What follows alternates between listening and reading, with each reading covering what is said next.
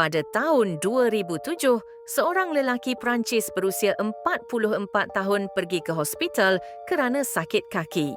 Dia menjalani imbasan MRI tetapi doktor menemui sesuatu yang mengejutkan. Dr. Lionel Feuillet dari Hospital University Timon, Marseille, mendapati bahawa 90% daripada otak lelaki ini telah hilang.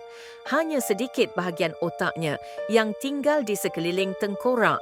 Namun, lelaki ini masih boleh bercakap, berjalan, bekerja sebagai penjawat awam, malah mempunyai keluarga sendiri. Yang lebih pelik, dia tidak mengalami masalah kecerdasan yang serius.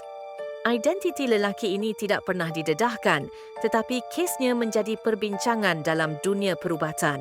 Doktor percaya bahawa otaknya telah menyesuaikan diri selama bertahun-tahun, membuktikan betapa luar biasanya kebolehan manusia untuk terus hidup dalam keadaan ekstrim.